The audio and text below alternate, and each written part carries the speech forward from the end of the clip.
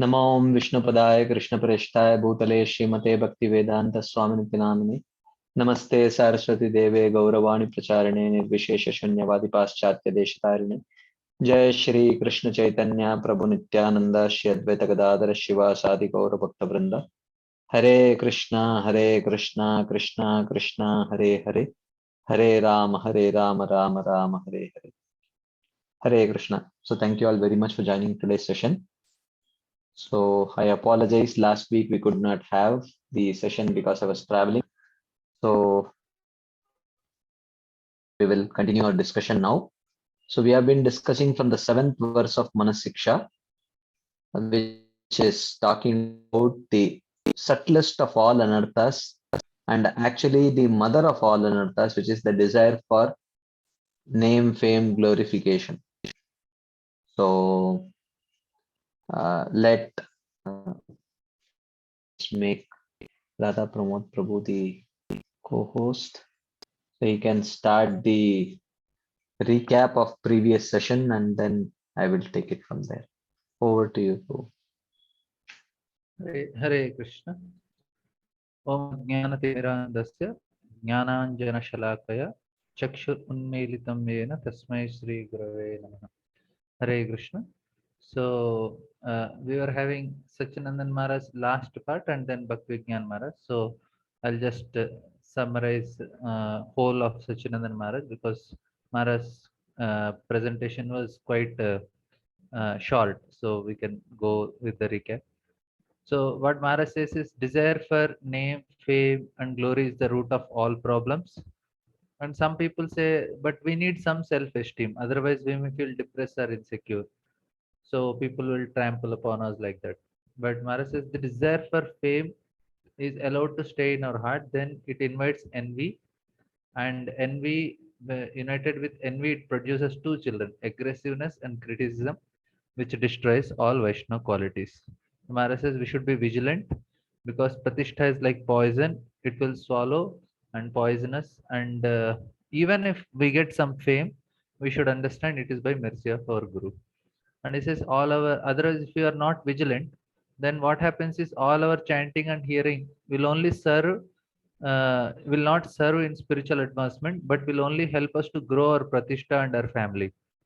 So therefore, we should perform bhakti for the recognition of not our for our recognition, but for recognition of Krishna. People should know about Krishna, and we should Krishna should recognize us. Now, Pratishtha is like poison which swallows us. The solution is we have to serve pure devotees, because in that there are two effects when we serve. Love will come in our heart, and material attachments of fear of material existence, others obstacles are destroyed. And serve a pure devotee, then we have to giving our best. When we are serving, we should put all our endeavor, and also we should forget our own concerns when we are serving a purity. Then what will happen? Then we will, and we'll feel a difference in ourselves. So I understand that I am not this body, spirit, soul, and also we become enlivened. Now, then last week we had discussed Pratishtha is preeminent in the heart, and we need a transformation of the Lord's potency through pure devotees. So how we get, when we serve the pure devotees, what happened? Through their mercy. And how? Because Lord is present in the heart of devotees, because they want to satisfy him. And Lord cannot rest in the heart of karmis or unique because they are selfish. So because Lord is present in the heart of a devotees, that's why that potency will work. And this is the main obstacle from which the all others desires for fame and everything will grow. So that's why we should be very vigilant. And in Buddhism they call it as self-indulgence. And we are absorbed in our glories, and we try to control our environment to get our glorification, Maharaj says. So we try to do some manipulation, and to recognize, we need to associate with pure devotees to come out of it and to recognize our problem. And not only that, we have to see through the eyes of shastras, through the eyes of these pure devotees. So in that way we'll be able to get the real nectar of shastra, and we get real understanding of Krishna, and we'll not think about ourselves more. So how to see through the eyes of Shastra? So Sukadeva Goswami then he explains in Bhagavatam. So Maharaj takes that section where Sukadeva Goswami is explaining about gopis, and then he shows how they see Krishna. So then he explains this.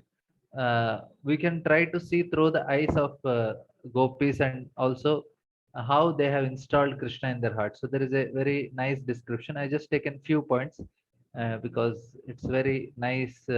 So we'll just try to see what all things. So where Mara explains the setting of the scene.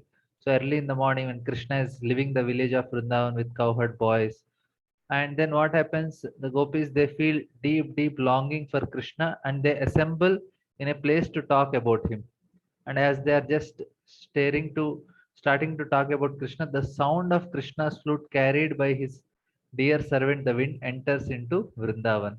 So then they explain the beauty of Krishna, how he has peacock feather, and he has a Karnika flower on his ears, Vaijayanti garland, and hips are decorated with yellow garments and brilliant like gold, and is with clay he is decorating himself, and is decorated with lotus flowers, mango sprouts, and all these things. And then his dhoti is like light color, and it's like Ganges, and his body is like Yamuna, and together it's a confluence of Ganga and Yamuna, the dhoti and his body. And then they explain his mood. His mood is of a great dancer when he's entering into Vrindavan, and he's full of excitement. And then they explain how is Natavara, and explaining because Krishna dancing, and he's making everyone dance also. And Krishna likes to dance. He says even while killing the demons, it is like a when fighting with the demons, it is like dancing only. Like Krishna dances. It looks like Krishna is dancing while he is killing the demons, fighting with them. And he is doing such a serious thing, lifting Govardhan hill, and it also he starts dancing in that also. So anytime Krishna is always Katha Ganam Natyam. And he says, okay, whom all Krishna makes dance. So that is explained. Gopi says that there is not a single part of Krishna's body that is not dancing when he's dancing. The garland dances, eyes dances, his sharp earrings dance, the peacock feather on his head dance, and Krishna makes Krishna's Makara earrings are expert in teaching his eyes how to dance. And they say the whole world is dancing. Peacocks are dancing, swans are dancing, gopas are dancing, all devatas are dancing, and his dance is multi-dimensional, covering the whole forest of Vrindavan. So seeing Krishna, everybody is dancing around. So that is how it's a big orchestra.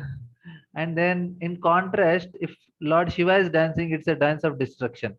But when Krishna is dancing, he's a Lord of joy and Lord of dance.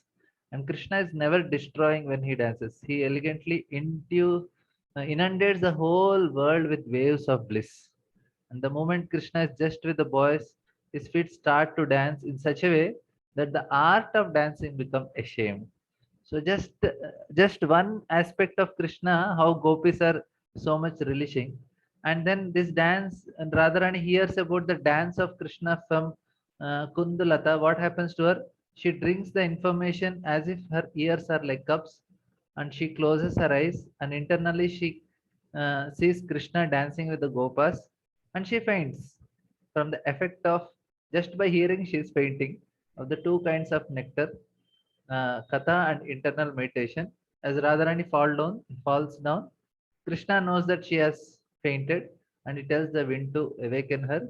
The wind then carries his fragrance to awake Radharani.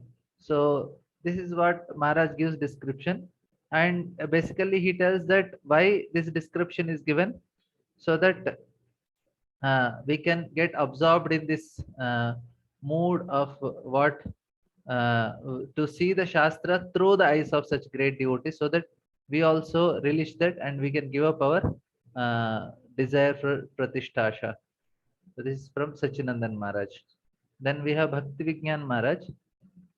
He gives the very another important another perspective.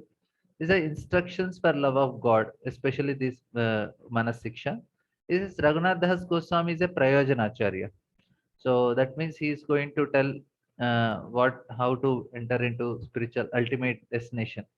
And then Bhaktivinoda Thakur, he says, uh, Raghunath Das Goswami, especially his various works explain what is going on in the spiritual world. So that's what Raghunath Das Goswami explains.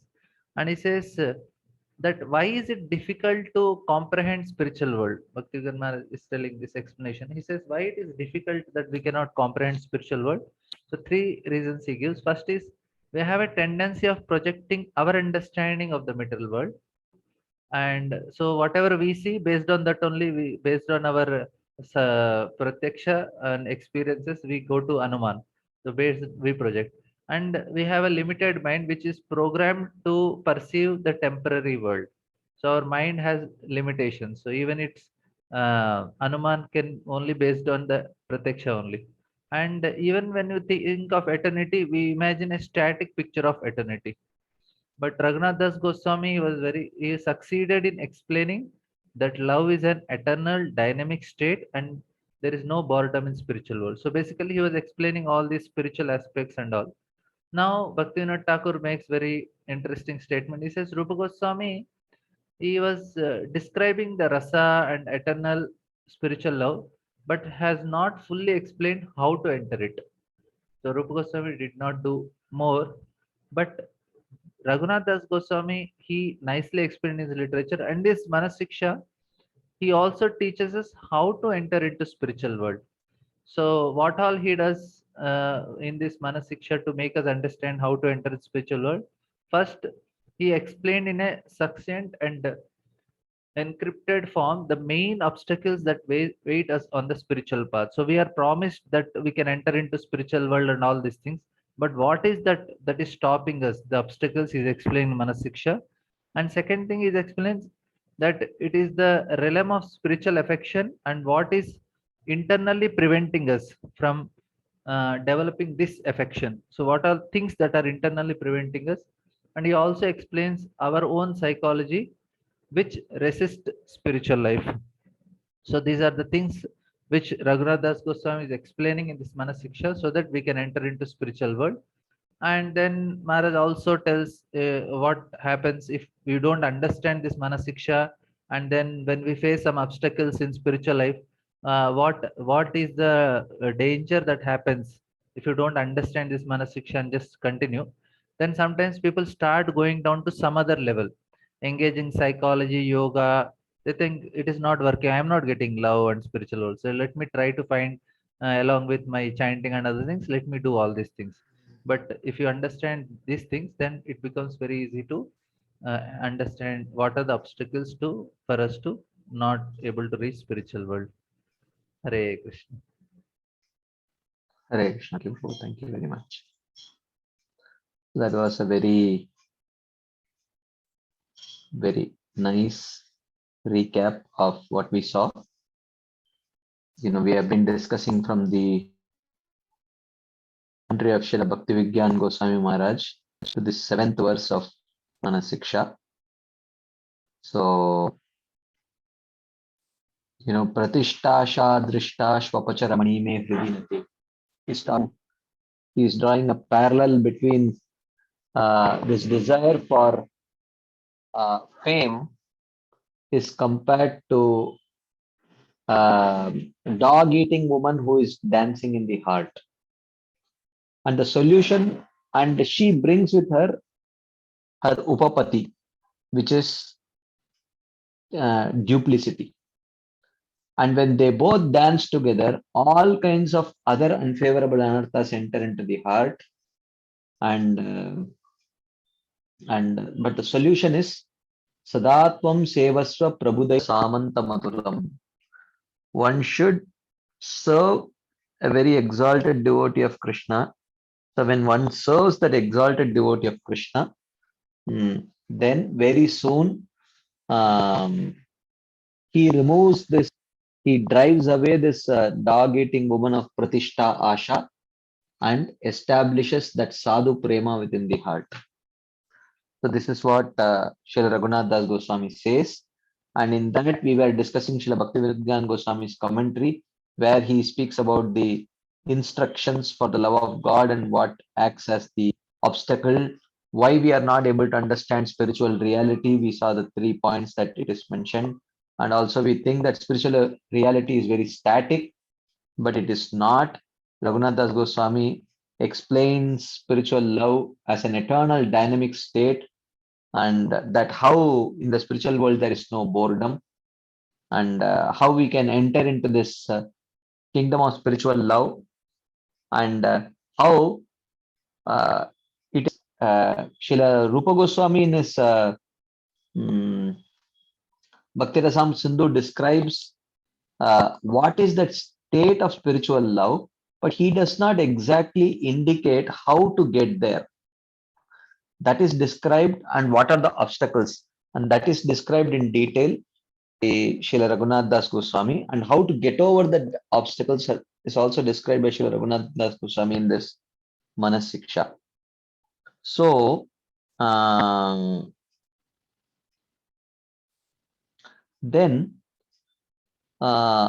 when we do not understand the science of how to attain that love of God, and what are the obstacles that we may face and how do we deal with those obstacles, then we resort to other kinds of overcoming our problems like psychology, yoga, or astrology, and all these kinds of things, which actually have a potency of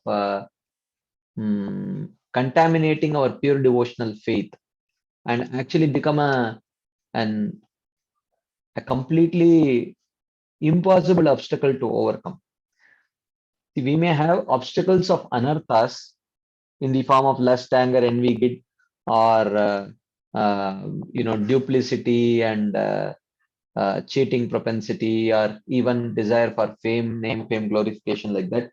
See, these are anarthas. These can be overcome by sincere practice of devotional service, by taking association of proper devotees and all that. But if we lose our faith only, hmm, if we don't understand the proper siddhanta, and if we resort to all these other kinds of things like modern psychology and modern self things, and astrology and yoga and all these things, then eventually we may lose our pure devotional faith.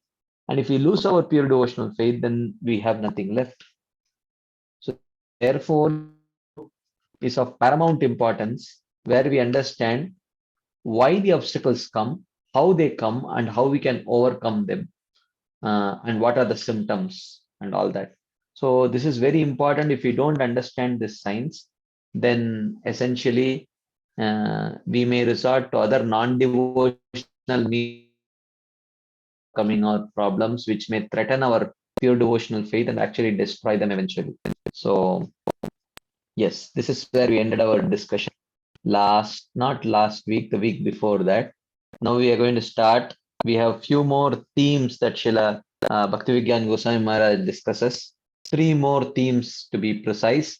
So we will try to cover at least a few, maybe at least two of them today. But before we start that, if there are any quick discussion points, comments, questions based on what we have discussed till now, I will wait for a few seconds to see if anyone would like to share something.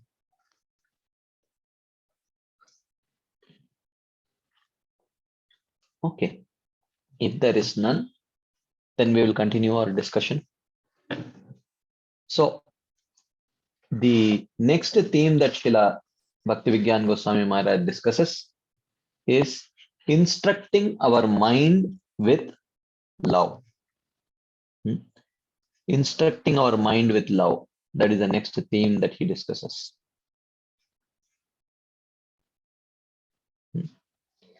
So here Srila Bhaktivigyan Maharaj, we are trying to understand this book as instructions to the mind, Manas Siksha, right? In accordance with the Sankhya philosophy, the mind is one of the sense organs called Antakarna. Of course, the Antakarna has four elements. One is the Chitta, then there is Buddhi,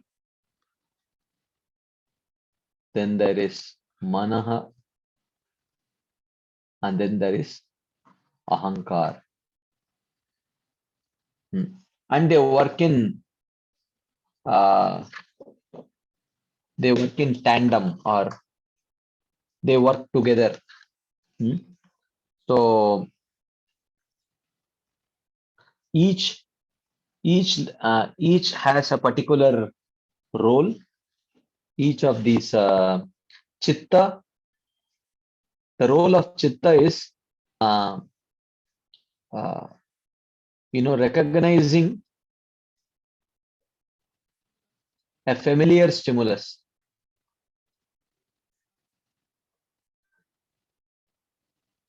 uh, uh, like a smell or a sound. If we if our nose experiences a familiar fragrance or our ears experience a familiar sound, chitta becomes very alert, and it alerts the buddhi. And uh, buddhi or intelligence, it tries to collect the data about what is that stimulus. Is it a sound? Is it a smell?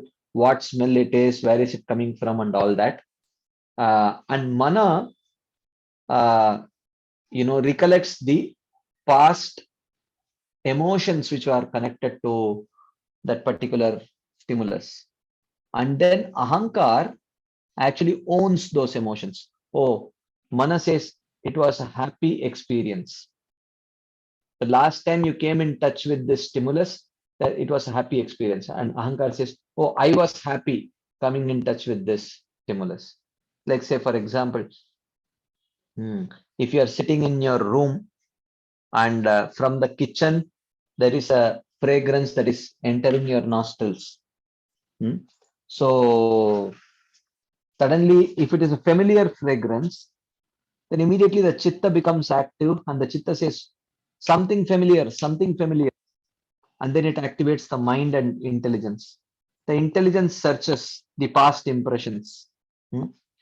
And it says, oh, it is the the stimulus is smell, and that smell is of samosa being fried, and it is coming from your kitchen. And mind uh, again checks the past impressions to see, oh, what were the emotions involved with this particular smell of samosa. It says, oh, the last time I ate samosa, it was so good. I really relished it. Or the last time samosa was eaten, it was a very favorable, happy experience. And the ahankar connects that happy experience to the self. It says, oh, I was very happy eating a samosa last time. And it creates joy in that person. So in this way, the purpose of antakarana is to process the sensory signals and transform them into emotions. Okay. And the emotions actually drive a personality act. So he may go to eat that samosa. Why is he trying to eat that samosa? Why is he endeavoring to eat that samosa? Because there is a very happy emotion, joyful emotion, which is pushing in that direction. So, how did that joyful emotion manifest? Because the chitta identified that fragrance, the familiar fragrance. Buddhi tried to collect all the details about that fragrance. Mind tried to collect all the emotions connected to that fragrance. And Ahankar owned that fragrance. So therefore, Ahankar created this final understanding of, oh, I was very happy when I ate that samosa. And then the very joyful emotion, or the emotion of craving for that samosa is created. Then the person goes to the kitchen and he picks up a samosa and starts eating. So it is emotions which drive people to act, and that those emotions are created by this antakarana. And mind is one of the antakaranas, which, and all these antakaras work in conjunction with the vasanas or past impressions. So the past impressions, when a particular sense object comes in touch with a sense, then suddenly these four antakaranas start working, and they generate an emotion based on the past experience of coming in touch with that particular sense object. And it is these material emotions which bind one to this material world. So when the material impressions are completely wiped out and favorable spiritual impressions are generated, then the same chitta, buddhi, mana and ahankar, they work in conjunction with those spiritual impressions and they generate spiritual emotions. The spiritual emotions binds one to the lotus feet of Krishna and one can go back home, back to God. So basically the purpose of these antakaranas, including the mind, is to generate emotions like that. Okay, there is a question here, Krishna Prabhu. Hare Krishna. Yes, Prabhu. Pranam Prabhu. Dandat Prabhu, Dandat. Prabhu, if in the case of new experiences, Mhm. when you experience something for the first time, Mhm. how do the antakarana do they have any role to play? Well, it may not necessarily be the exact new means at least new. It may be new item, but as a class that there could be some familiarity. Like say, for example, uh, I may have never tasted uh, a strawberry ice cream, but I have tasted vanilla butterscotch ice cream. So when I look at strawberry ice, I may still my mouth may start watering, even though I have never tasted a strawberry ice. Why? Because I may not have tasted strawberry ice cream, but I may have tasted ice cream as a class, or there may be particular food item that is being made which I've never eaten, but I know that it is because of some or many of the ingredients are familiar to me and the fragrance is somewhat familiar to me, it can still stimulate my appetite. So even though that exact item I may not have taken, but as a class, all have some past experiences which we can connect like that. The past experience includes the experience of past lives also, right? Yeah, sometimes, yes. Okay. That's how people who are like born genius, they are like, they start playing musical instruments when they are like 3 years old or something like that. So definitely, yeah. But in every case, the past impressions are being carried forward to the new body through the subtle body. No? Yeah, in every case, but in some cases it's very strong. In some cases it may not be that strong. Okay. Right, Prabhu. Thank you. Okay. Anything else anyone would like to share, add before we move on?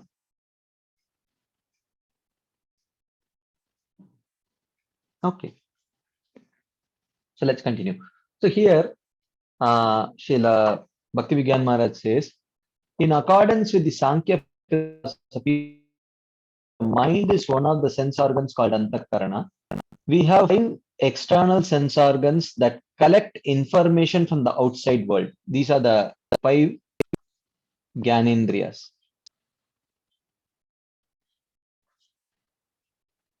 Okay. So these are the eyes, ears,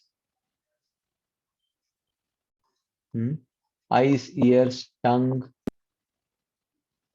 nose, and skin. There is one internal sense organ that processes this information. That one internal sense organ is called as Antakarana, and which has 4 subdivisions as we saw before, right? It has 4 subdivisions.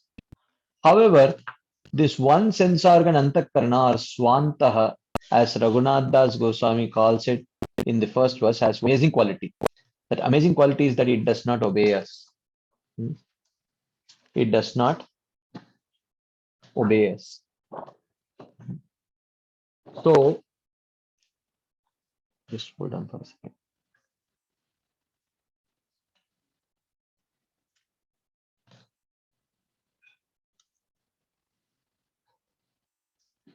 Yeah. Okay. All the other senses more or less obey us, but the mind will think what it wants. But the mind will think what it wants to because it has a certain independence. That's why Arjuna also says that Chanchalam hi manak Krishna pramati balavadridam tasyaham nigraham manye vayoriva sudushkaram. I can even control the raging wind, O Krishna, but I cannot control this mind because it's very difficult to control. On one hand, this is a blessing because the mind is given to us so that it can prove something that even we don't believe in. It can, so mind can prove something which even we don't believe in. The mind is constantly proving to us that we are God, even though deep down in ourselves we don't believe in it. That is the beauty of this mind, that it can make us believe, it can prove to us what we don't even believe in. You know, we can't believe that even though we are struggling to control our own senses, but the mind can make us believe that you are God, that we are God. This is amazing. So, but the same blessing is also a curse for us because we can't easily change that programming. We can't change that programming. That's a problem. Krishna says, Krishna says that depending on what the program in our mind is, we obtain our next body. Yam yam vapi smaran bhavam tejatyante kalevaram tam tamevaiti kaunteya sada tadbhava bhavita. So at the time of death, we cannot tell our mind, think about Krishna. Mind will not hear. So we have to gradually train our mind, program our mind, make the mind our friend. And when the mind becomes our friend, then slowly we can train it the way we want. Bandhuratmatmanastasya yenatmaiva atmana jitah anatmanastu shatrutve vartetatmaiva shatruvat. So for one who has learned this art of controlling the mind becomes one's friend. But for one who has not that art, it becomes a very big enemy.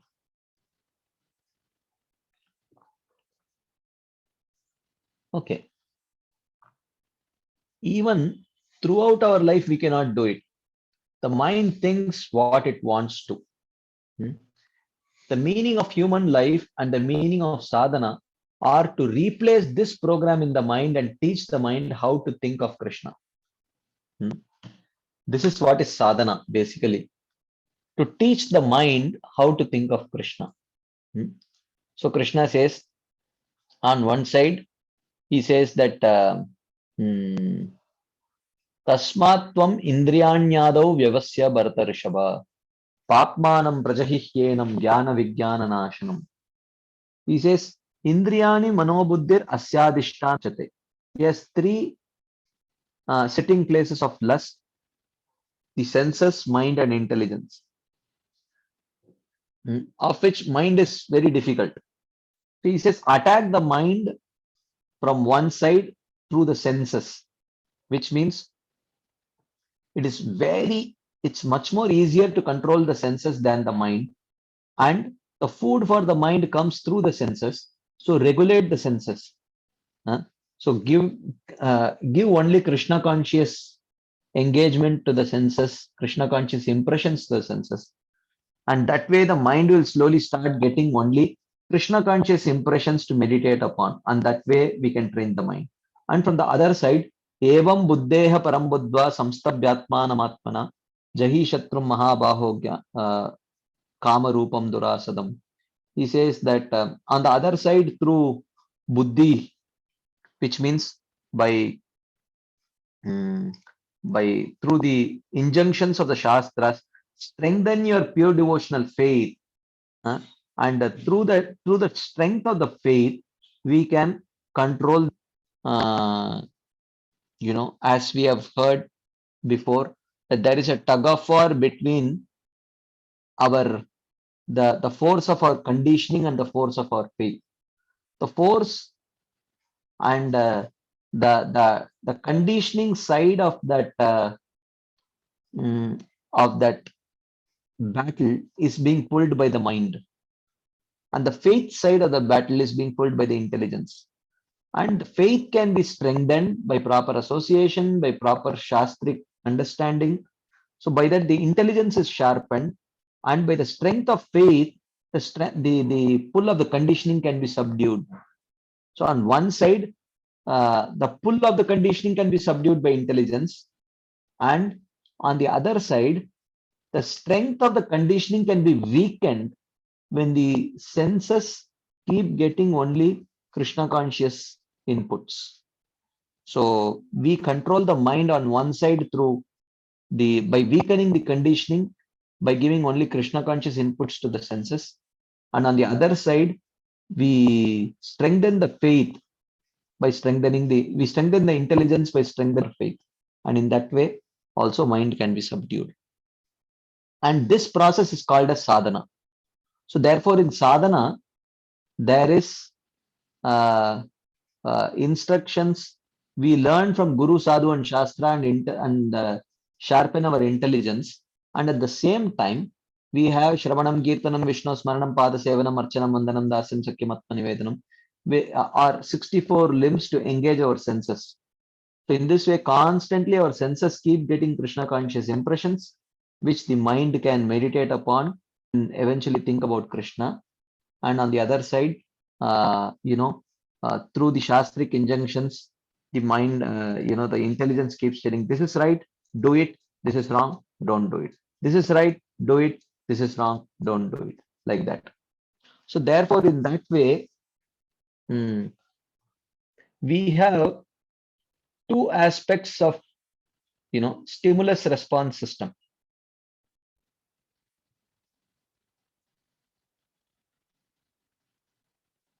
So for a sadhaka has two aspects of stimulus response system. Stimulus is that which impels us to do something or don't, or refrain from doing something, and response is our how do we respond. When the stimulus says do it, and when our response is we do it. When the stimulus says don't do it, then our response is we don't do it. So the stimulus can come from our stimulus response system. We have two types for a sadhaka. One is our conditioning, and another is our faith. Okay. Conditioning means we many times respond to like, dislike. Okay. And faith means we also sometimes respond to what is right and what is wrong. Okay. So this conditioning aspect is controlled by the mind, and this faith aspect is controlled by intelligence. Okay. So sometimes we do things because we like, even though it may be wrong. So when the conditioning is very strong, right? And sometimes we may end up doing something because it is right, because Guru, Sadhu and Shastra say, even though we may dislike it, right? So, so therefore, how do you weaken this conditioning? So we can weaken this conditioning by giving Krishna conscious engagement to senses. Okay. And how do you strengthen this faith? By sharpening the intelligence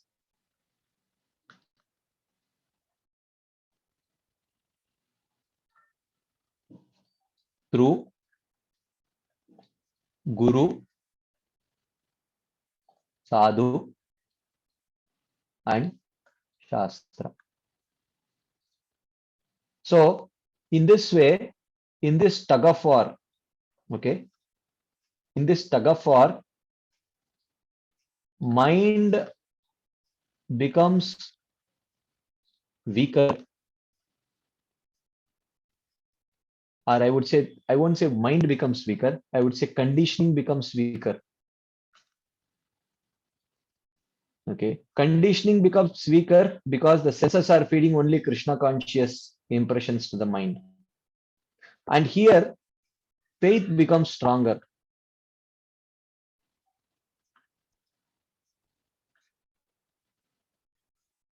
Okay, faith becomes stronger, and slowly, you know, we end up doing things which are only right. And gradually, so this is when we are at the stage of sadhaka. Then slowly, when we start becoming perfected devotees, right will also become our like, and wrong will also become our dislike. So therefore, as a sadhaka, we may try to do what is right and refrain from doing what is wrong. But gradually, when we progress more and more and more and more and more, we will start liking what is right and we will start disliking what is wrong. So eventually, we will again start acting on the platform of like and dislike. But this like and dislike is completely purified. When the mind becomes completely purified, then on the stage of bhava and prema, we again start acting, being powered by our conditioning. But this conditioning is pure conditioning. It is the pure condition of the soul, like that. So the meaning of human life and the meaning of sadhana are to replace this program in the mind and teach the mind how to think of Krishna. So this is sadhana. So what we discussed as sadhana is this. One aspect of sadhana is to decondition the mind by giving proper engagement to the senses, the 64 limbs. And the other aspect of sadhana is to strengthen our faith by sharpening our intelligence through Guru, Sadhu, and Shastra. This is actually sadhana. And this makes the material aspect of the mind weak and the spiritual aspect of the mind very strong. So there are basically two ways to do this. How do you teach your mind how to think of Krishna? Maharaj says. One way is to explain to the mind that this is good and it is necessary. The mind will reluctantly do what it has understood to be useful, which means we can logically convince the mind. So this is through the intelligence.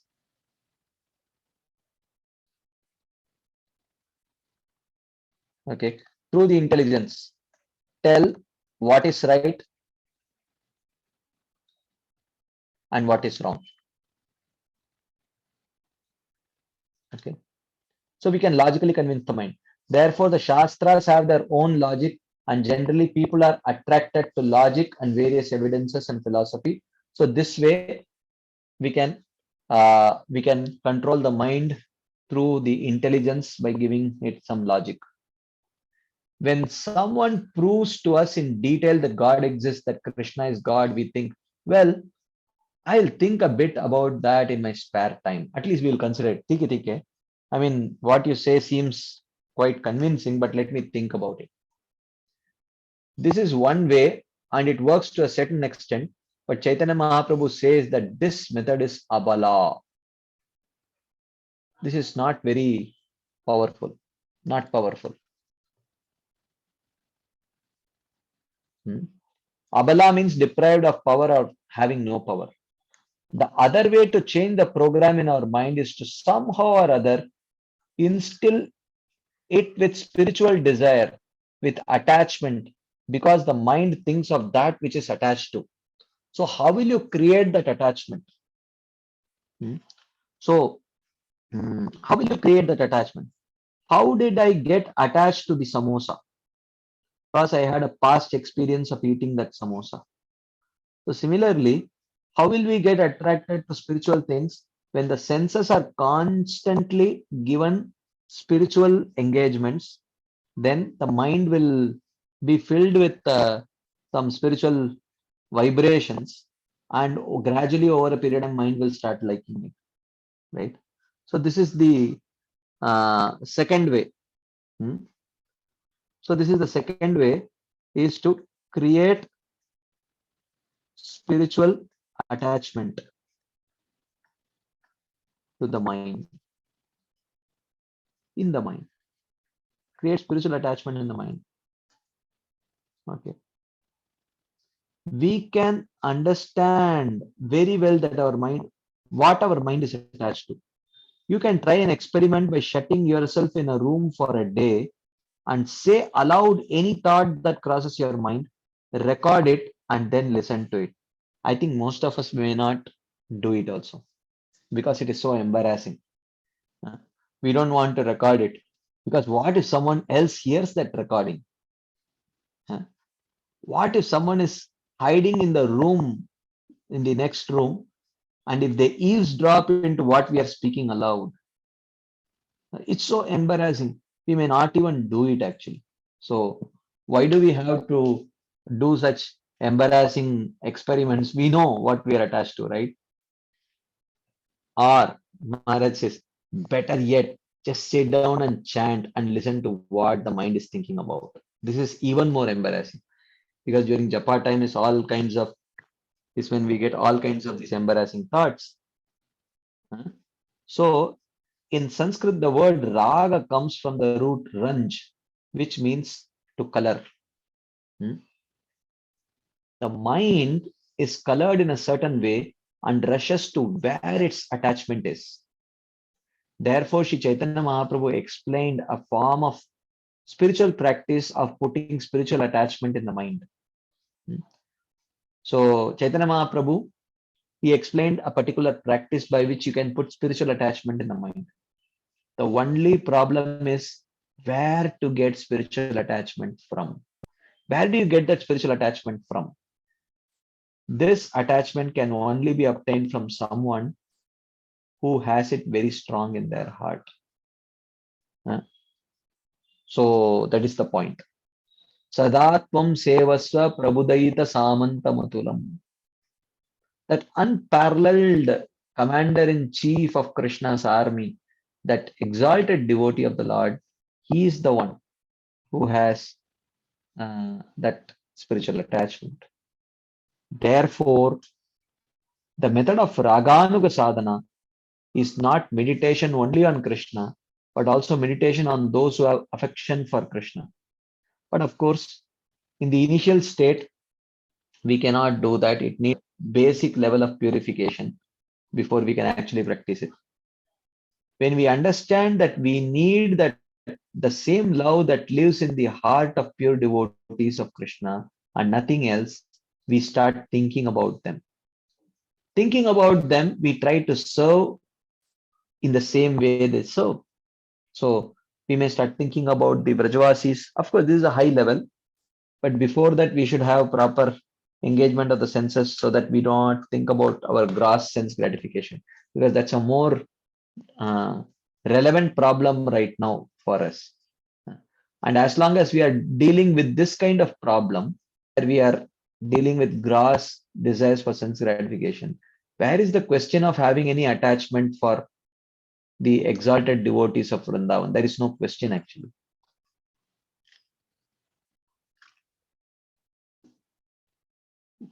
These attempts eventually lead to their bestowing this affection on us out of their mercy.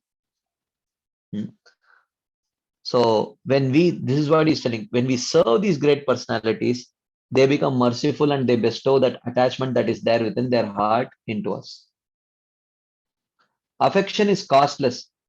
It is the result of their mercy, which naturally comes to those who are trying to follow in the footsteps of Krishna's great devotees. The problems in this world arise only from the lack of love. So he's telling that so this affection is costless. And whoever tries to follow in their footsteps, this costless mercy flows towards them. Whether it is disease, old age, loneliness, the crimes that are committed, whether it is violence, cruelty, or spite, it is all the result of a single problem, that is lack of love.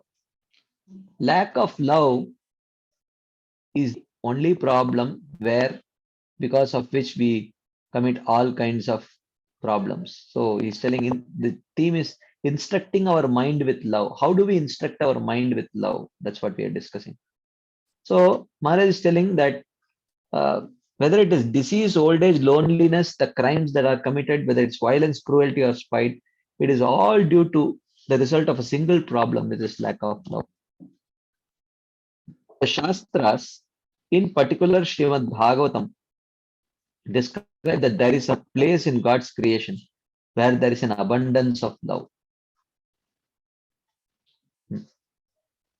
So when love is not there, it manifests, or we don't experience that particular kind of love, then it manifests in various kinds of problems of loneliness, crimes, desire to commit some crime, violence, cruelty, etc. So it is all due to lack of love. But the Shastras and in particular Srimad Bhagavatam talks about a place where there is this abundance of this love, and that place is called as Vraja or Vrindavan, which is part of a place called Vaikunta, which means a place where there are no problems. There are no prisons and no police. There are no means of coercion and even no managers in the main sense. Everything is done out of love and everything is so simple. Even that is how uh, a voluntary organization is supposed to function, right?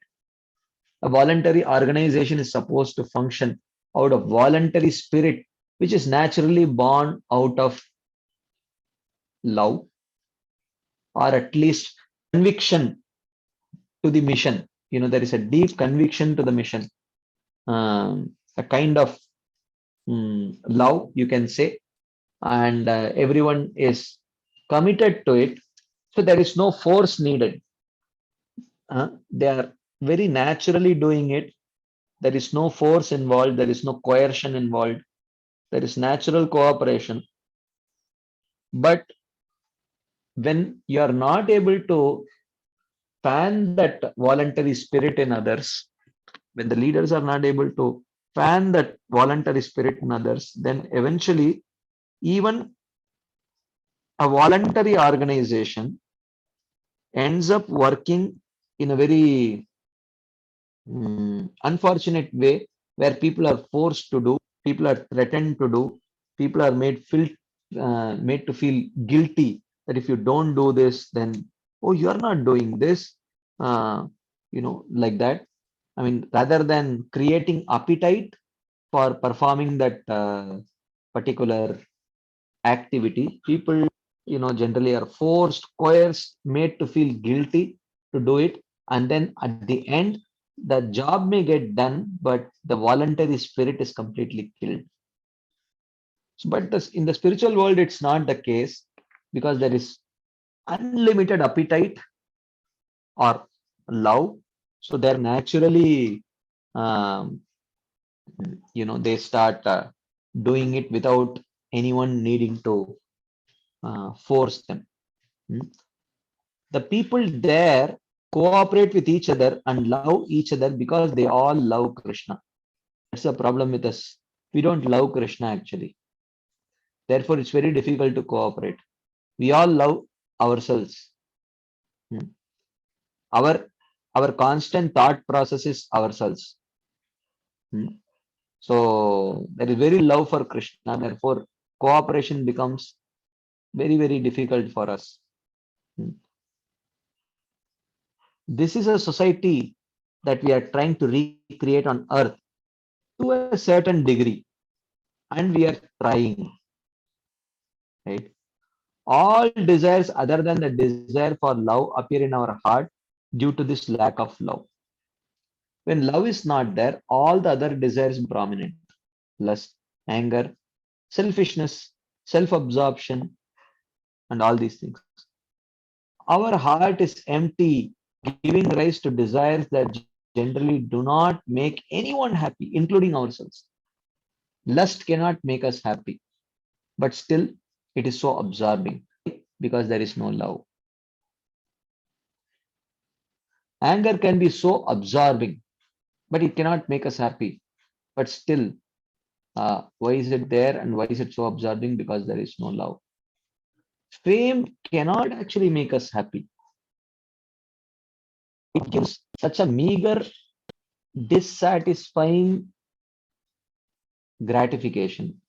But still, we are so absorbed because we lack love. This is the problem. So, people go crazy because of these desires, such as their desire for respect, honor, money, and so on. What do we actually need? We need only love. When there is love, we need nothing else. When there is no love, we need everything else. We need recognition, we need glorification, we need bonus,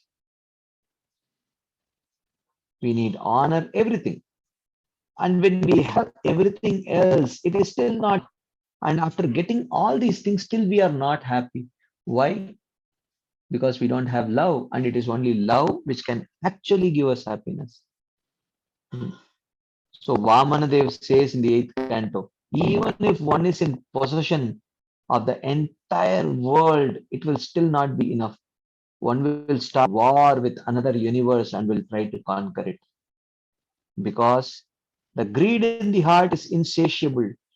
When there is a vacuum in the heart due to the absence of God, that vacuum sucks in everything, but it cannot be filled because it is only God who can fill it. Right?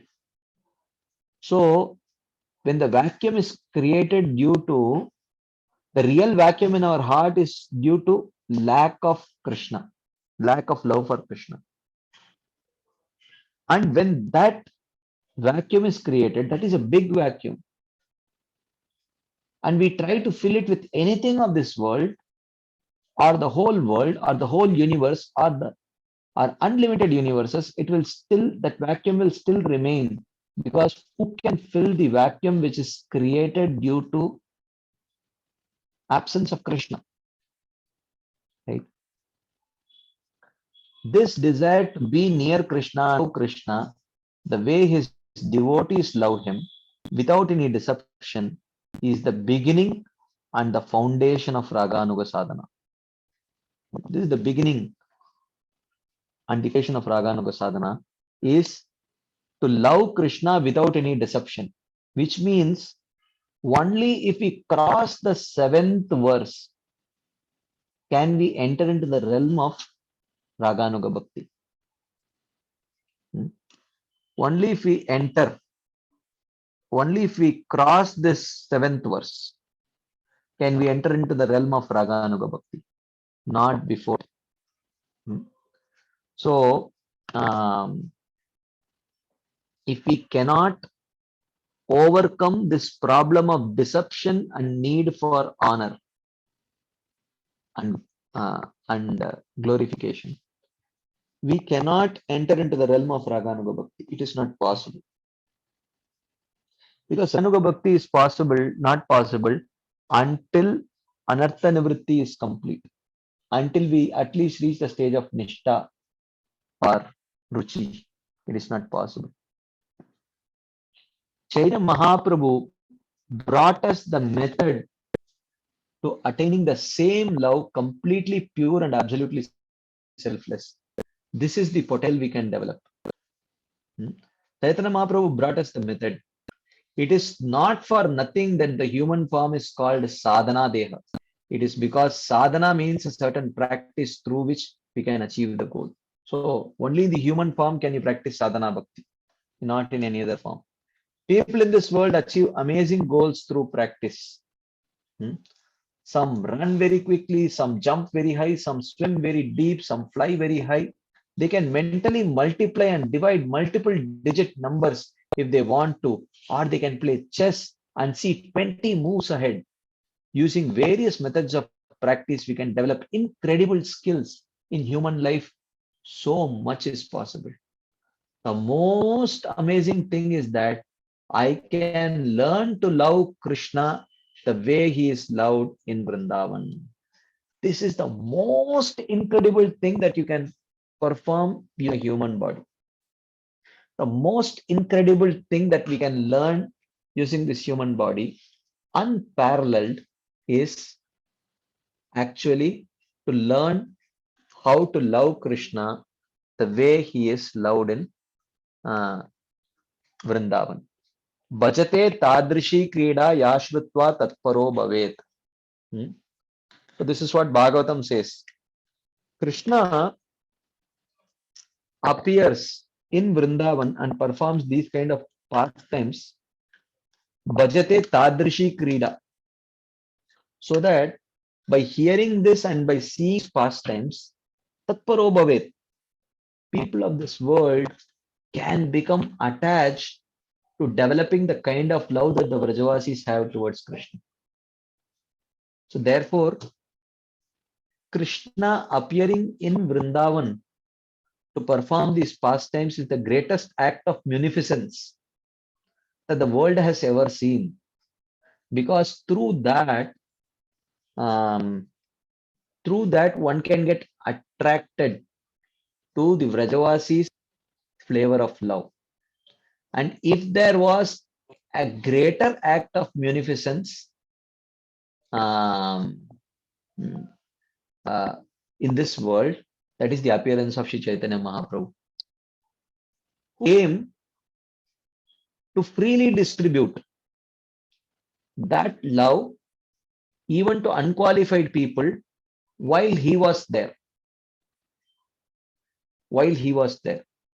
But if there was a still greater act of munificence, even compared to the appearance of Sri Chaitanya Mahaprabhu, of course it is connected. You cannot divorce the two. If there is an even greater act of munificence, it is the writings of the Gaudiya Vaishnava Acharyas. Because they have their writings, through their writings, even people of the posterity in future who were got to associate with Chaitanya Mahaprabhu when he was there, they can get access to attaining love of Krishna through their writings. So it is the parampara and the writings of the parampara through which the greatest act of munificence in this material universe is manifested. So, Nrideha Madhyam Sulabam Durlabam Plavam Sukalpam Gurukarnadaram Mayanukulena Nabasvateritam Puman Bhavabdyam Nataret Sa Atmaha. Bhagavatam says. Nrideha Madhyam Sulabam Sudurlabam. This human birth is a very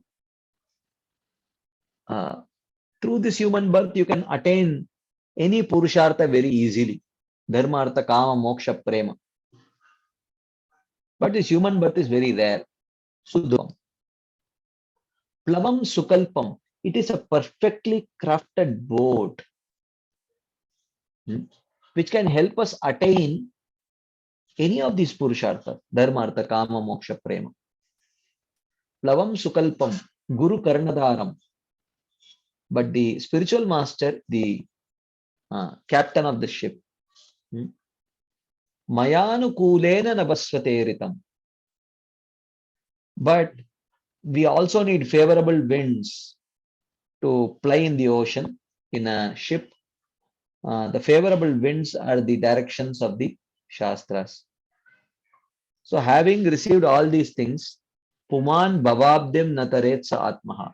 A human being who does not endeavor to cross this ocean of material existence is a killer of his own soul. Like that Bhagavatam says. So the most amazing thing that I can learn to the most amazing thing is that I can learn to love Krishna the way he is loved in Vrindavan. This is the most amazing ability which is given to us at birth, and the sadhana we are practicing is supposed to bring us to that state in which the potential that's built in us fully reveals complete, absolute, pure and selfless love. If we can develop this is perfection of human life. This is the best thing that we can achieve in human life, and our sadhana should bring us to this sadhya. This is what we are looking for. What are people looking for in this material world? They are looking for Krishna because the ideal is sought after all the time. Hmm. So the Shastras say that to that end we should hear about Krishna with faith and in a certain mood. Hmm. On the pages of Srimad Bhagavatam, we can meet Krishna because it is non-different from Krishna himself. Hmm. Krishne Sudamopagate Dharmagyanadi Vissaha Kalau Nashtadrishamesha Puranarko Adhunoditaha. So after Krishna left this planet, when the son of Krishna set, another son arose in the form of Srimad Bhagavatam. So, Kalau Nashtadrishamesha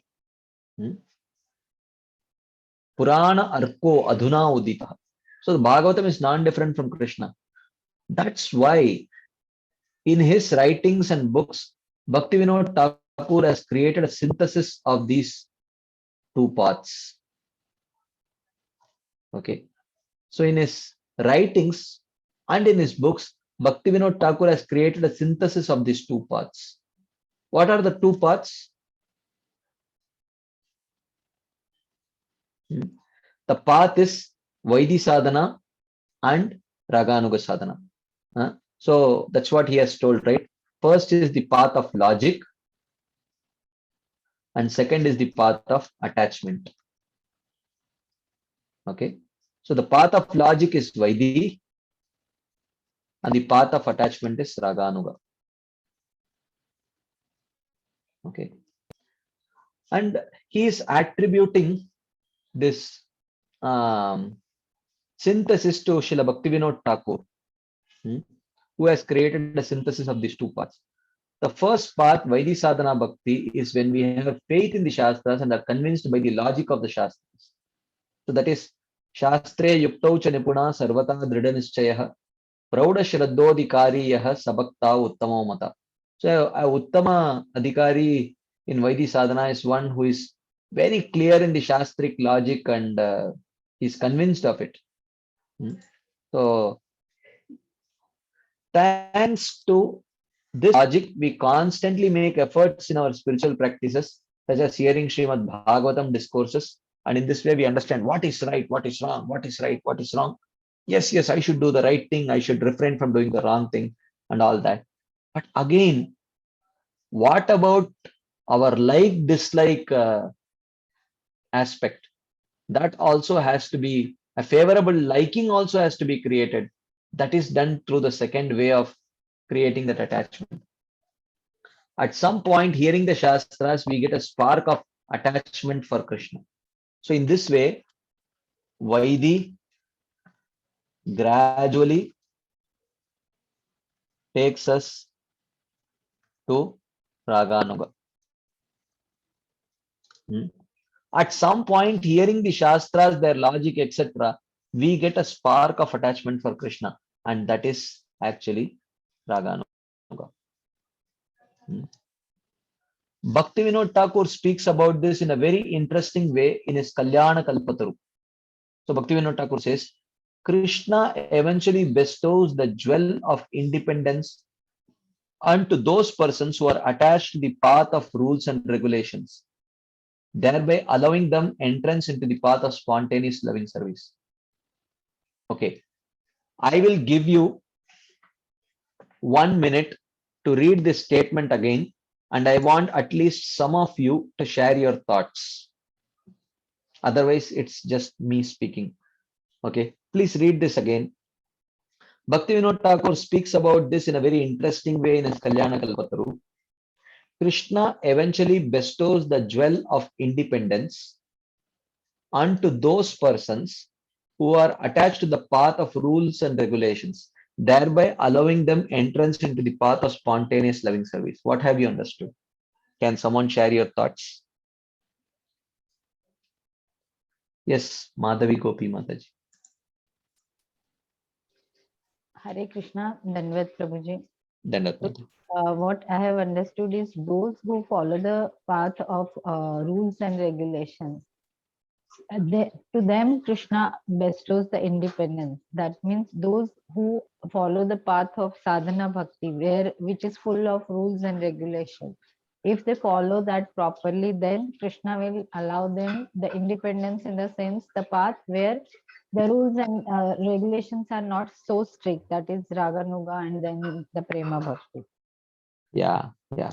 So if one practices Vaidhi sadhana bhakti properly, then gradually they are elevated to the path of Anuga sadhana bhakti. Yes, Krishna Prabhu. Hare Krishna. Yes, I please. think this is what is referred in Bhagavad Gita, Dadami Buddhi Yogam Tam Yena Mam Upayanti Te.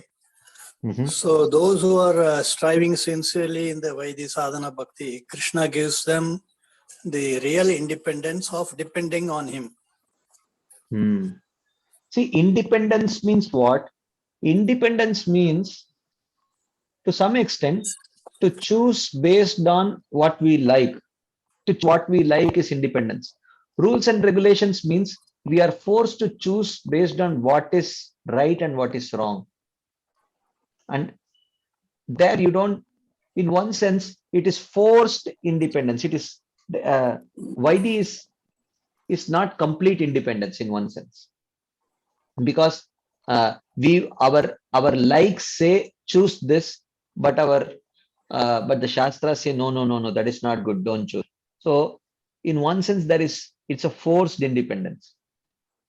But when we allow ourselves to be forced by the Shastras, then Krishna gives us true independence, because anyway we have forced. We have to be either forced by the modes or we have to be forced by the Shastras.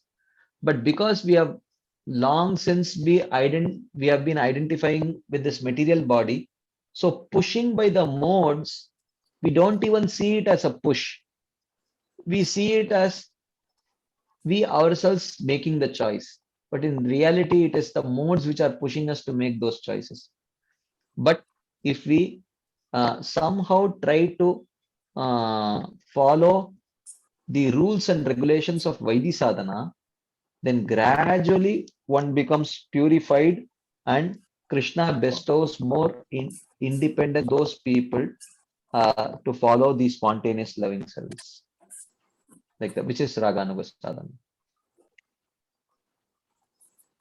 So,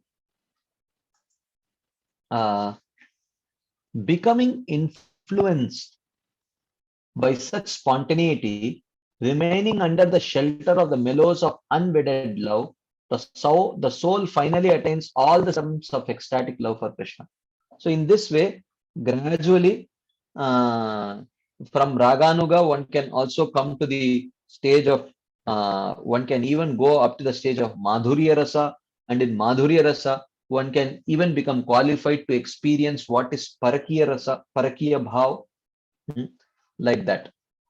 In other words, when we get attached to adherence to the rules of devotional service, beginning first of all with Shravanam, we obtain the jewel of freedom. So real freedom comes from surrendering our surrender to the modes. When we say, I no longer want to be controlled by the modes, let me rather become controlled by the Shastras. It is so embarrassing to be to become a puppet in the hands of the three modes.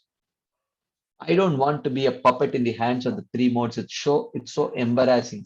I want to become, I want to give this up, and rather I want to become a puppet in the hands of the Shastras. This is actually the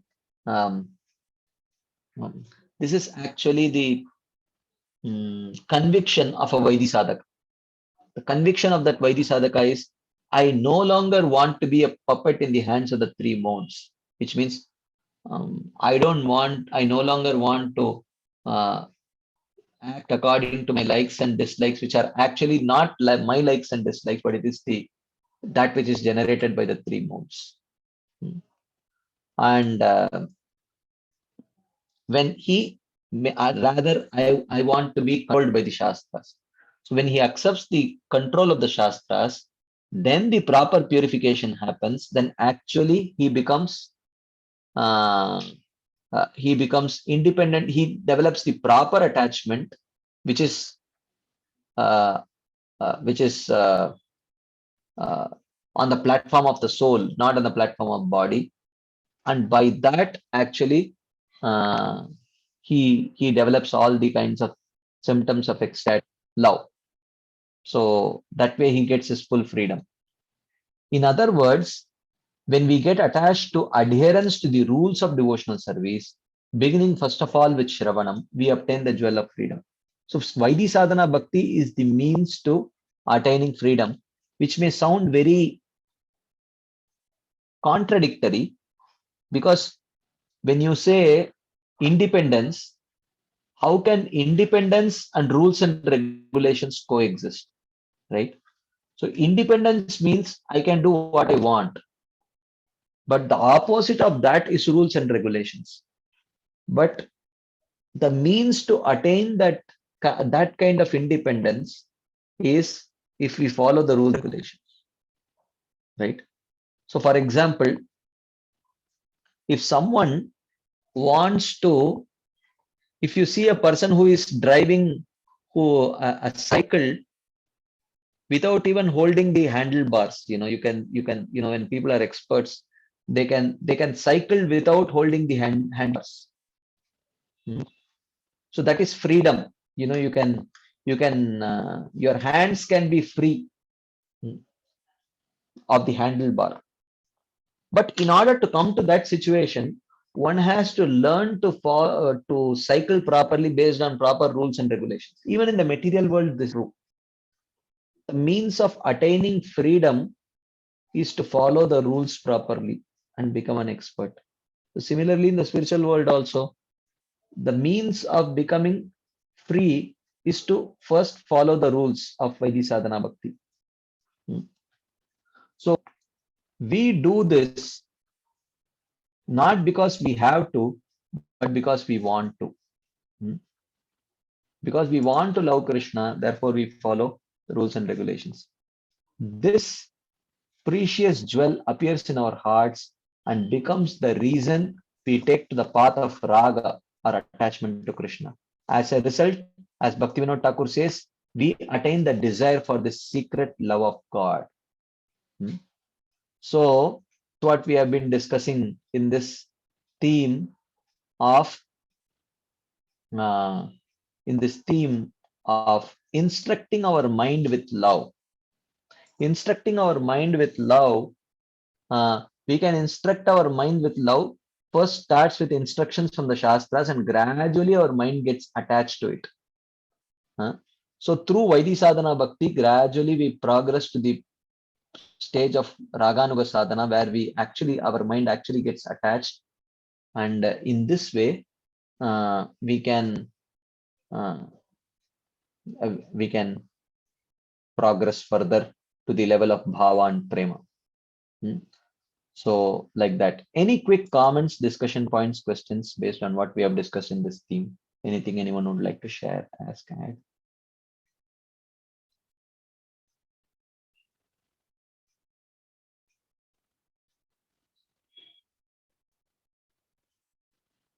Okay.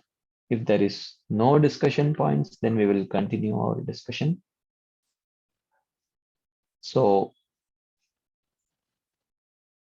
this we have discussed about how we instruct our mind with love.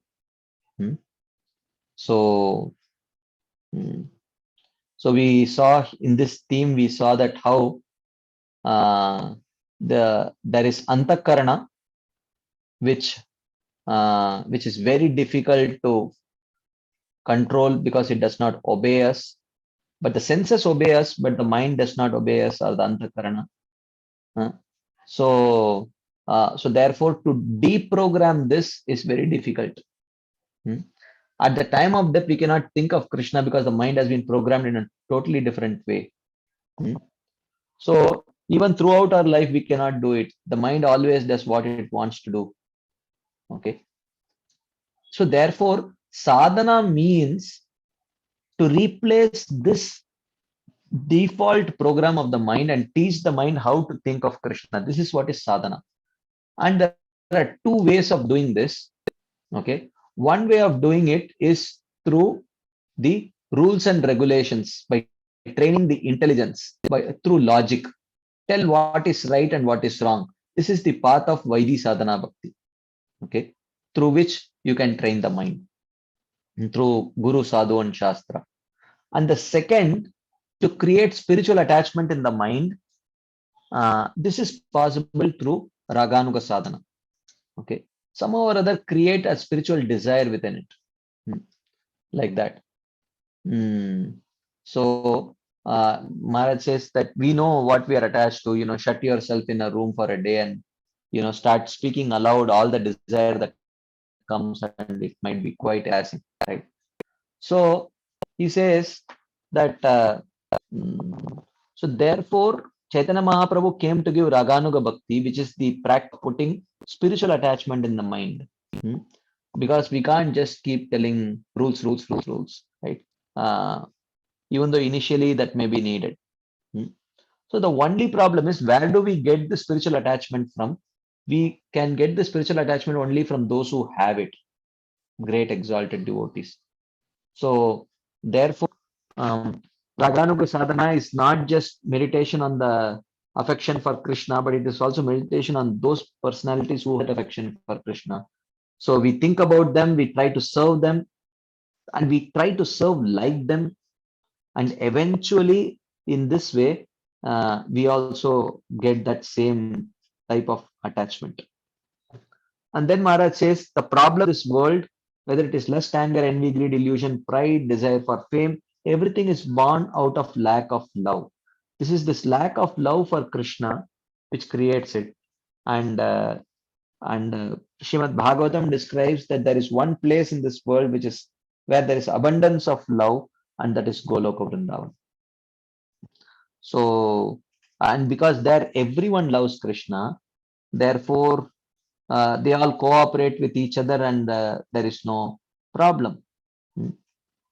So, and we are trying to recreate on earth the same society to a degree. So therefore, all these unfavorable desires are due to lack of love. And that's why we go crazy for honor, money, respect, and all these things. And what we actually need is only love. And when there is love, there is no need for anything else. When there is no love, then there is need for everything else, and still we remain very dissatisfied, right? So therefore, the real vacuum in the heart is due to lack of Krishna, and that lack of Krishna, that vacuum that is created due to lack of Krishna, cannot be filled by anything of this material world. So therefore, we need to create attachment, and that getting attachment is the foundation and beginning of Raganuga sadhana. But you lay that foundation of the Raganuga sadhana or attachment only by properly following Vaidhi sadhana. That's what he is mentioning here. He says that, and what does this Raganuga sadhana say? Do? He says that in this material world, human life is called a sadhana deha, through which you can practice all kinds of sadhana to get all kinds of sadhya or goals. But the greatest sadhya that one can attain is our ability to love Krishna the way he is loved in Vrindavan. And that comes only through Raganuga Bhakti. And to get that Raganuga Bhakti, the only way is through Vaidhi Sadhana Bhakti. And therefore, Bhaktivinoda Thakur has synthesized a way in which both these paths are there. The first, it starts with Vaidhi Bhakti, where we have faith in the Shastras and are convinced by the logic of the Shastras. And gradually, by hearing the Shastras, by trying to apply the Shastras, we gradually get a spark of attachment for Krishna. And this is Raganuga. And therefore, Bhaktivinoda Thakur says in Kalyana Kalpataru that Krishna eventually bestows the jewel of independence and to those persons who are attached to the path of rules and regulations. So only by Vaidhi sadhana can we enter into the path of spontaneous love. And being influenced by such spontaneity, the soul finally attains the symptoms of ecstatic love of Krishna. So therefore, in the beginning, there has to be adherence to the rules, starting with rules for Shravanam Kirtanam, and gradually the precious jewel of attachment appears, and that attachment to Krishna manifests into pure love for Krishna. And this is how we gradually move from, what here Srila Bhaktivedanta Goswami Maharaj is describing as instructing our mind with love. That is the essence or an overview of this particular section that he has described. Any quick comments, discussion points before we move on to the next theme?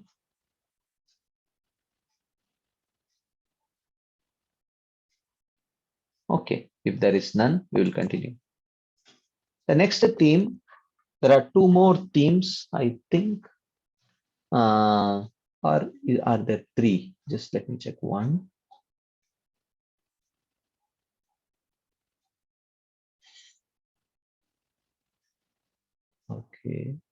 Okay, there are three more themes that Srila Bhaktivedanta Goswami Maharaj describes. So we will start with this one. He describes, the next topic is the unchaste woman dance the heart. He's going to describe about that unchaste woman. As we all know, we have been hearing about it for quite a long time now. That is this Pratishta Asha, the desire for name, fame, glorification. That is what is described here as the unchaste woman dancing in the heart, right? So Maharaj says, when we have driven deception out of our hearts, all the while there remains one last thing. There is no cheating anymore, but still I want a little something, and that is the chief subject matter of the 7th verse. What is the little something? Pratishta Asha, Drishta Shvapacharamani, Me Hridi Natet. Raghunath Das Goswami says, in my heart there is a dancer, Shvapacha Ramani. Ramani means a woman of easy virtue, a harlot. Harlot means a prostitute. Moreover, she has special dietary preferences. She's not just a prostitute, but she has some special dietary preferences, which is she loves to eat dog meat. Like that. So Shvapacha means she loves to cook dogs, and Drishta means she's absolutely shameless. The name of the Drishta Shvapacha Ramani is Pratishta Asha, the desire for respect, honor, and fame. And then he goes on saying, Katam sadhu prema sprushati shuchir etan nanumana. Think for yourself, my dear mind, whether prema, which is pure by nature, will touch your heart if there is this untouchable woman dancing. Katam sadhu prema sprushachi shuchir etan nanumana. When this dog-eating woman of Pratishta Asha is dancing in your heart, how can this sadhu prema touch your heart? Perhaps the most interesting word here is drishta, meaning that she is shameless. This actually means that all the anarthas have already gone away by virtue of the holy name, but the shameless one, the desire for respect is staying. We saw Srila Shivaram Swami Maharaj was describing why is she shameless? Because why is this desire for respect shameless? Because we think that it is wrong to have this desire. Lust, it's very easy to understand that this is wrong. Anger, yes, we can know that this is wrong. Envy, greed, yes, we can find out that we can easily accept that this is wrong. Even cheating propensity, yes, we can find out, we can accept is wrong. But honor, well, not very easy, because we think that we deserve it. I'm not asking for something that I don't deserve. I've honestly conquered lust. I've honestly conquered envy. I've honestly conquered this cheating propensity. Don't I deserve some respect and honor? So one may think like that, but it is actually wrong. So shameless means, uh, if we have shame, then we will try to hide it. But when we don't have shame, then we are very open about it. So this therefore honor and respect is shameless, because we don't even realize that it is something wrong. Bhaktivinoda Thakur explains that the very last demon is when we want to be distinguished for our devotional service. Someone please understand how great I am. A person may say, look how well I know the scriptures. I am a great preacher. So now I am going to save everyone by my preaching. Someone may feel like that. In other words, when people start deeming themselves to be spiritual master or guru, this anartha is the root of all the other anarthas, in accordance with the teachings of Sanatan Goswami and the Hari Bhakti Vilas. So they think that, am I wrong? Am I wrong?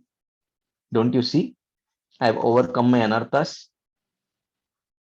And you know how many rounds I chant? And do you know how proficient I am in scriptures?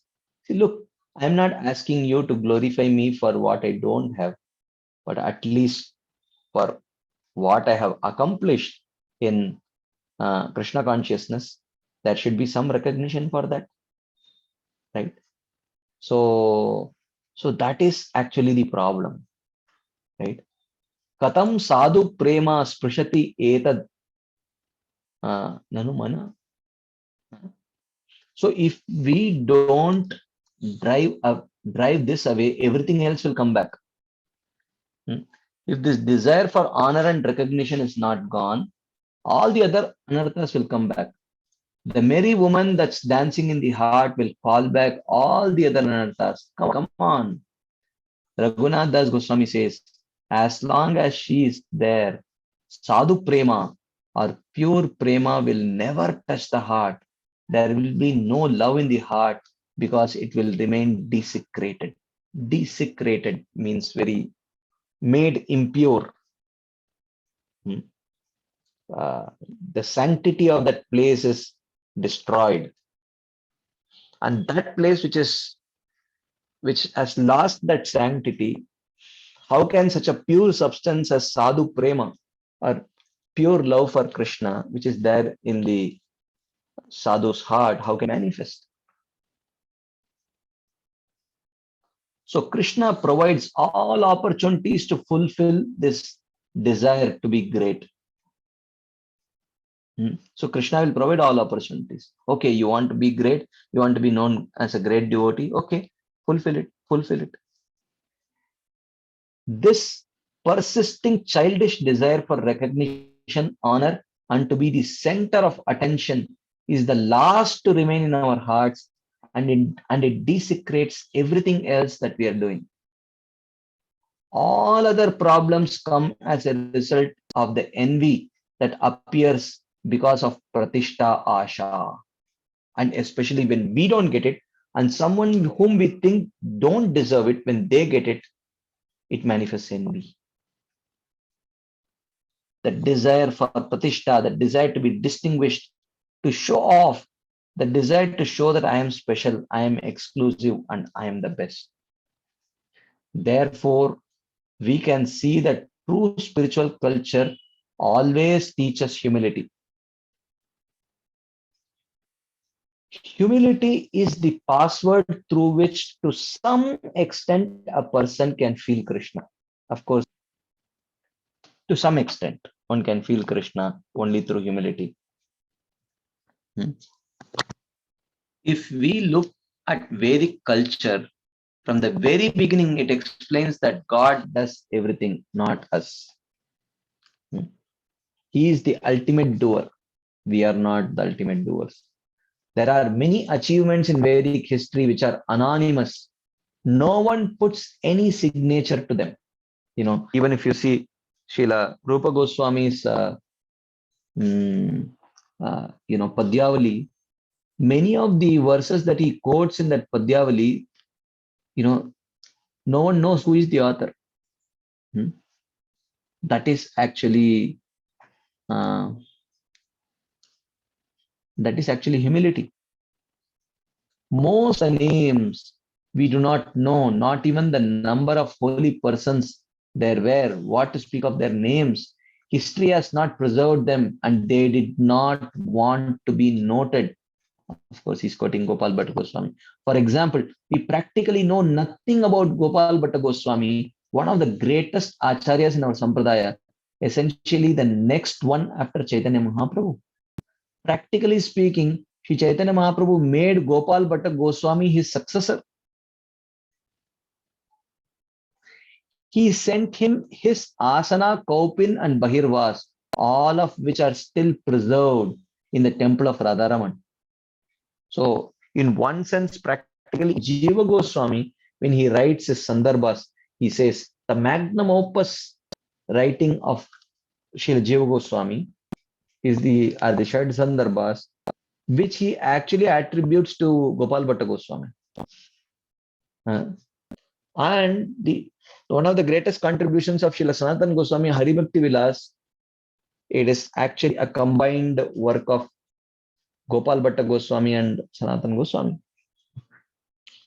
So even Radharaman himself came to him in response to his prayers.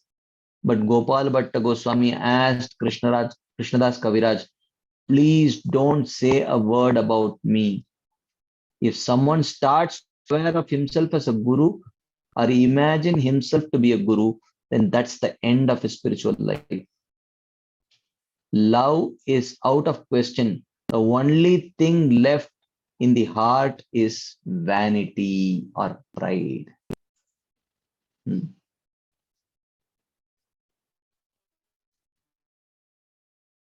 So, okay, there are some questions in the chat box. I will take it a little later. The more Kali Yuga evolves, the more this problem also deepens. Especially, you can see with all the social media and all, every single thing that someone does, they want to take a selfie and share it in the social media. Everyone should know. So, this is so deep-rooted actually. Every single thought, they want to share it with others, whether maybe immediately after sharing it in Twitter or Facebook, they realize that, oh, my thought has changed. Then they share the changed thought in Twitter. After that, their thought changes. So they don't even wait to see if the thought process gets consolidated and gets steady. But there is so much eagerness to share. Before even the thought crystallizes, they want to share it with others because they want the whole world to know that I'm a great thinker. The word guru in Hindi initially meant a master. Now in Hindi, it is almost a swear word. Besides everything else, guru also means a trickster. In Hindi, there are many meanings to the word guru, the current meaning. One of the current meanings of the word guru in Hindi is a trickster.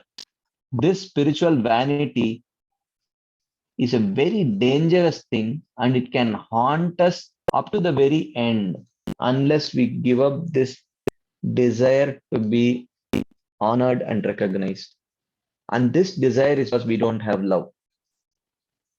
When we are nourished by love,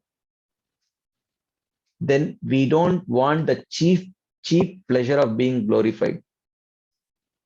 Like say, for example, if we are in the association of, let's say, your parents, who are, let's say, very loving parents, very affectionate parents, whose love is absolutely independent of your achievements. So it's not, don't become happy with your achievements, but their love is not dependent on your achievements. They become very happy when you achieve something, but their love is independent of what we achieve. So in that kind of an atmosphere, when we are experiencing where love is guaranteed, irrespective of our achievements, then we don't try to talk much about what we have achieved. Even when people criticize us for our shortcomings, like, while I am at home, my mother almost every day criticizes me of my shortcomings, which is true, which I have many that she knows, many that she does not know, right? But whatever she knows, she criticizes me. But I don't feel bad at all. And I don't feel like justifying myself. Why? Because I know that despite this criticism, affection is guaranteed. This is on a purely mundane platform. So you don't try to brag and boast in front of your parents. You don't want to do that because you know that there is no need for it. Love is guaranteed. So when that affection comes, then there is no need for all this recognition and glorification and all that. And they don't do it also, right? Your parents hardly glorify you, but their appreciation is there, right? Like for example, every day my mother hears 2 or 3 lectures, and even though sitting right here in this very same house, I'm also giving 2 or 3 lectures every day. My mother never hears my lecture. He says it's so boring. And sometimes if she by chance happens to be in the same room, somehow within a few minutes she goes to sleep. So in one sense, even though there are people from many other places who appreciate, but here is one person who, that kind of appreciation may not be there, but that irrespective of your appreciation, uh, uh, irrespective of their appreciation, the affection is guaranteed. So then you don't have to tell your mother, what kind of classes I give and all that, there is no gratification that you need to get through that, because you are getting a higher type of gratification, which is through affection. So he says that, so for instance, the famous Kumbh Mela in India is practically the best fair of spiritual value. It's a spiritual, you can say like a stage where everyone comes to show off, what they are, how accomplished they are and all that, like that. The gurus gather there, seated on jewel-bedecked silver thrones on top of elephants. Recently, even the elephants went out of fashion. They put the silver throne on top of a jeep. This behavior is a very sad thing, because actually we must understand that if I'm a true devotee, I should not expect honor. Moreover, if I'm a true devotee, I will expect to be reproached by others. Reproached means criticized. Madhavendra Puri wrote a wonderful verse where he says, let other people think that I have gone mad. Let my friends think I'm totally confused. Let my relatives say that I am a complete fool. And let those who know the Vedas consider me just some proud fool. If we are a true devotee, we can expect people not to like that we live a life of complete and absolute devotion. They will start reproaching us. This is something important that we must remember. So we should expect that we should not expect that people will like and appreciate whatever we do. Let them criticize. It's okay. Raghunath Das Goswami gives a solution. He says, Pratishtasha drishta shvapacharamani me hridinate. That Shvapacharamani, this shameless prostitute, is dancing. Katham sadhu prema sprishati. So how can your prema touch my heart? Shuchir etan nanumana. Think for yourself how the pure can touch the impure. So as long as we have this desire of being recognized and glorified, we are walking or running in the direction opposite to the lotus feet of Krishna and pure love for Krishna. My heart becomes untouchable because this woman there has cast off all restraint and she's dancing. So he gives a solution to how we can protect ourselves from this problem. What is the solution? Sadatvam sevas prabudayita samantamadulam. Constantly serve the servant of the Lord. Not Krishna, but the servant of the Lord. Prabudayita samantam. The best of the servants of the Lord. Samanta means in general. So if we serve such exalted devotees, then what happens? Yata tam nishkasya tvaritam ihatam veshayati saha. Then very quickly that woman will be banished from your heart. So if we learn to serve exalted devotees, then the desire for personal glorification and personal honor will vanish. This is the solution. In other words, Raghunath Das Goswami says that to expel that woman from the heart, the cure is association with devotees, association in the process of service with the understanding of their greatness. Understand their greatness and serve them. So when our mind gets absorbed in their greatness and in our desire to serve them, that absorption will remove the desire for self-glorification.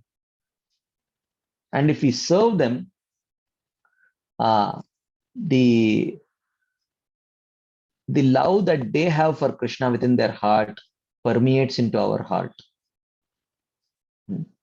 It permeates into our heart.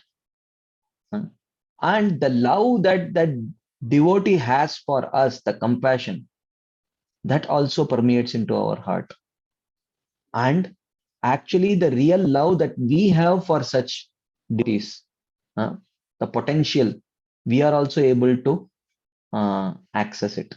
So in this way, three types of sadhu prema we start experiencing.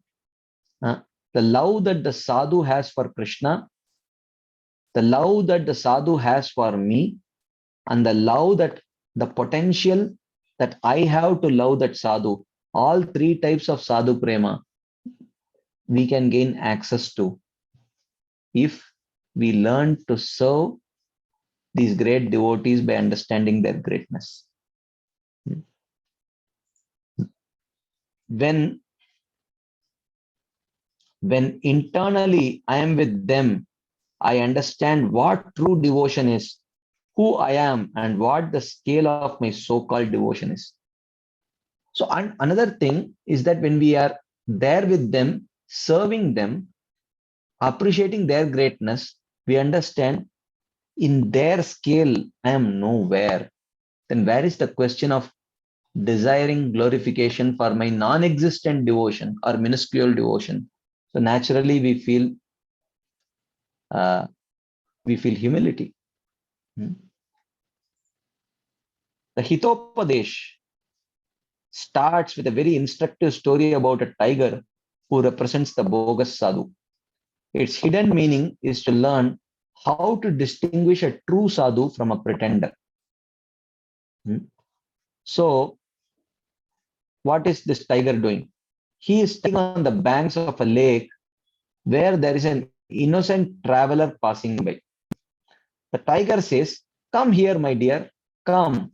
I have a golden bracelet for you. I have repented all my sins. Yes, I didn't used to be a vegetarian, but now I am a vegetarian." Okay. He says that, come, come, come. I have a golden bracelet for you. I have repented all my sins. I'm a vegetarian now. The tiger says to the traveler that there are 8 kinds of religiosity. So this is the tiger speaking to the innocent traveler. There are 8 kinds of religiosity. These are performance sacrifices, study of scriptures, distribution of donations, performance of ascetic feats, truthfulness, patience, forgiveness, and lack of greed. These are the 8 types of religiosity. So he says, look at me. You can imitate the first 4. So you can imitate the first 4. He says, you can perform sacrifices, you can perform penance, you can study the scriptures, you can give donation. All this you can do with a contaminated heart. But the last 4 are impossible to imitate. Right? It's impossible to pretend to be truthful. He said, really? The tiger is actually pretending to be truthful. So when you very powerfully speak something with a lot of conviction, people will start believing even absurd things. All that you need is some charisma. That's all. If you have little charisma and speak with lot of, flair and, with the poetic grace and, with some similes and alliterations and all those things, people will start believing you. Is it so difficult to pretend to be truthful? So he's telling, look, it is impossible to pretend to be truthful. What he's indicating is, if I am untruthful, you'll immediately find out. The very fact that, you are thinking that I am speaking the truth means I speak the truth. Because people can never pretend to be truthful. So this is what the tiger says, which is actually untruth. It is a cheater who is saying that, and he is exposing himself. He says that it is impossible to pretend to be patient. It is impossible to pretend to forgive, and it is impossible to pretend to have no greed. He has all these 4 things, right? Because the tiger speaks like this, the meaning in this fable is that even these things can be imitated, actually. But when you speak like this, when someone speaks very powerfully, you can imitate to perform sacrifices or penance or study scriptures or donation. All of this you can imitate, even doing this with a contaminated heart. But no one can pretend to be truthful. Jai, Jai, wonderful Prabhu. You can never pretend to be patient. Oh, Hare Krishna, wonderful. You can never pretend to have no greed. Oh, really very well spoken. So nice, so correct, so correct. But in reality, all of them can be pretended. And that's what he's telling. So basically, he's telling that I am truthful, I am forgiving, I am patient, and I have absolutely no greed. So come here and accept this golden bracelet. Right? So even these qualities do not serve as criteria, actually. If we want to know the true criterion for understanding who is a sadhu and who is not a sadhu, then it's not enough just to listen to what the person says. It is not sufficient. We need to examine him and look at the way he associates. How is he associating? The criterion that Raghunath Das Goswami is giving here is very important, which is that a person should not internally deem himself to be a guru, and this means that he must always seek higher association. He must always consider himself to be a disciple. So many times we become a reservoir of unsolicited advices, right? Unsolicited guidance. We are very eager to give guidance. Actually, he says the real mark of an exalted person is he wants guidance. He is always seeking higher association. He always considers himself to be edible.